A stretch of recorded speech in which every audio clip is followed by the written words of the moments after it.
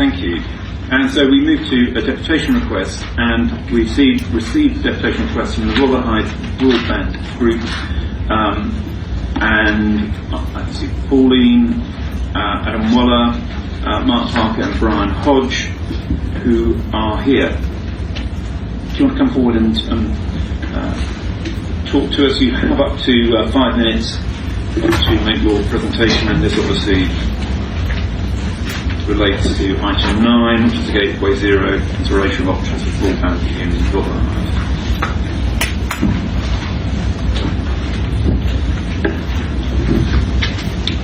Over to you, Brian. Thank you, Chair. Thank you, Cabinet members, and thank you for agreeing to our deputation. Broadly, we want to support the report that's later on your agenda about broadband in the Rotherhithe area. In addition, we have a couple of points that we hope you will agree to as well, because we didn't quite go far enough. As you said, delegation is Pauline Adam Waller, who's the chair of the Canada Water Consultative Forum, Mark Parker on my left, who's a local resident, and myself, I'm vice chair of the Consultative Forum, amongst other things. All of us have been involved since the beginning of the Rotherhithe Broadband Group. I think it's worth saying something about the Broadband Group. It was established in late 2013 with the aim of affordable broadband for all, following a request from the then GLA members, Vale Shawcross. Our focus being the area including Rotherhithe and Surrey Docks wards, and I think it's important to know that we're trying to cover both wards. The group first published a broadband blueprint which outlined the main issues facing the delivery of a modern broadband service. Our view is that the broadband service should be provided by BT and or Virgin. However, we did at that point raise the option of a community-owned and delivered cable network for the area. This was followed by a feasibility study produced by our colleague Damien Belson, who unfortunately can't attend today, and the study looked at the benefits to the area and the community of a local owned and delivered fibre network. That study showed that a community owned and delivered fibre network was both feasible and possible given the hurdles, and there are quite a lot, that such a project would face. But it would provide a future-proof broadband service in the area by providing a fibre connection to the home or business, aid regeneration and enhance the area's status as an opportunity area, meet the aspirations of building a smart city, create local jobs and training opportunities, create local apprenticeships in what is an expanding market, invest future profits in the local area, and maintain a service pledge of affordable broadband for all. And it's important that that's actually, while some of us can afford to pay a lot more, there are many people who can't afford to pay. We've had a continuing dialogue with BT, as I'm sure lots of people have, and many residents feel frustrated by the promises made and being let down when they failed to deliver. In particular, and there are some councillors here who were at the same meeting, a meeting with BT in late July 2015, where BT representative indicated that BT foresaw covering 71% of Rotherhithe, well they didn't define that, with a fibre to the Cabinet by the end of 2016-17 financial year. Needless to say, despite some progress, BT has not delivered on the majority of a service to the population. In general, there have been many reports in the past highlighting the plight of UK's poor broadband, particularly in rural areas, but the government seems to be reluctant to recognise that many urban areas, including London, have poor broadband. A number of these reports have highlighted Rotherhithe, and speaking to some colleagues around the country, they said every time you talk about poor broadband, Rotherhithe comes up. So I suppose we've done a reasonable job. As one of the areas with poor broadband, yet we seem to make little progress, despite the Mayor of London including in his manifesto, and I quote, "Improve our connectivity, making it a priority to tackle London's not spots, ensuring better access to public sector property for digital infrastructure and treating digital infrastructure with the same status as other key public utilities." Yet no action from the Mayor of London, and I do appreciate that there are many other things that have crossed across his desk, particularly recently. The Digital Economy Act sets a universal service obligation of 10 megabytes in the UK, and it's worth noting that in some areas of Rotherhithe you can only get 0.2. and I have some data, just looking at my personal one, where occasionally it might get to 1.2, and that's wonderful, which without substantial investment will not be achieved in Rotherhithe. Yet a community-owned and managed network would be able to deliver this to the people of Rotherhithe. Whilst we support the recommendations of the report, we hope that the Council's approach will not delay any other service provider coming forward with proposals to develop a fibre network, and there may well be some. In addition, we feel there are other actions that could be followed. By working with our newly re-elected MP, Neil, and the others, and other affected areas and councils, we could continue to lobby the Mayor of London, and that would come much better jointly from the community and the council. Lobby the government. Sometimes I get a little fed up with this one. That recognise that urban areas, including parts of London, have massive hotspots. Seeking an agreement. This is wonderful. Seeking an agreement from the EU for state aid approval, which might not be high on anyone's agenda at this point, but while we're in the European Union, it's a necessity. And in his autumn statement, the Chancellor stated that he would offer local authorities the chance to bid for a slice of funds to trial superfast 5G mobile networks. Now, that would link them to fibre optic systems, and hopefully when that prospectus is published, we hope that Southwark would be focusing a bid on Rotherhithe. Just in conclusion, and this has been said many times, but it comes from the heart, London is the greatest city in the world, with Southwark at its heart. But without a modern digital infrastructure network, London will not be able to maintain its position, and it's all vitally important that must continue and must go on. Thank you. Thank you very much indeed, Brian. A very eloquent case. This is one of the great frustrations, I think, of my time as leader, I have to say. Honestly, I think in 13-14 we were looking actively at what we could do as a council to procure a solution there, and we were effectively we were hoodwinked by Openreach, who came in and said, you don't need to do that because we're working on exactly that same figure. 71% will be covered by 2016, and it'll be much higher by the time we get to 2018, as a for instance. And they just have not delivered on it, and I think that demonstrates either their inability or bad faith, or a mixture of both. Who knows? But it's not providing you a solution, and that's what we need to get to. Any colleagues got a question for Brian or Pauline or Mark on this, or? Okay, Steph. How fast is your broadband? 0.4. I've got a story, don't know where I downloaded an episode of Twin Peaks on Saturday night, and it still wasn't downloaded on the Sunday evening, so for an hour programme. So yes, it is very frustrating. I just want to say thank you for coming, and actually thank you for carrying on pursuing this, because not only am I a Rotherhithe council, I'm also a Rotherhithe resident, so I do share those frustrations. I know exactly what all the residents are going through on that. I suppose my question is what more could you ask of myself and maybe my ward colleagues about how we can help support this going forward? Because again, I was at the meeting with Openreach. We were hoodwinked. It's all bells and whistles. This is going to be wonderful. I even remember going over to Judd Street to their offices, and they were showing us all the technology they had and what they were going to do in Rotherhithe, and none of that's come to fruition. We have a few boxes now, but not to this scale that they were saying they were. So I just think really it's what more can we do to help keep the flag line to get broadband into Rotherhithe and Surrey Dodds wards. I think there are two things. Our feasibility study did indicate that it is possible to do a different, a community-owned and managed system, but that obviously requires investment. And the first one would be to look at funding a business plan.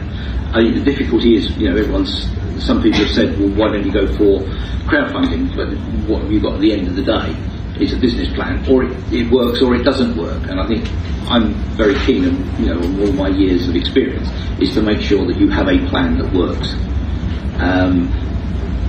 So there's that part of it, and I believe that the investment is there. This makes a profit. This is not something that once you've got the initial investment, this makes a profit and would make a profit over 4 or 5 years, depending upon how you funded it. There is money in broadband, and it could be invested back into the local community.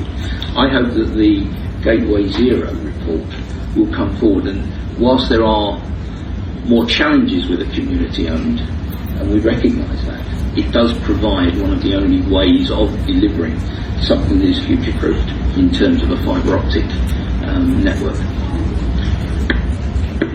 I think one of the other things that council, both members and officers can help us with, I think, is the tying us up both with other areas of Dockland in London who face similar problems, and elsewhere. There are similar hotspots that provide their own residents with equally bad service.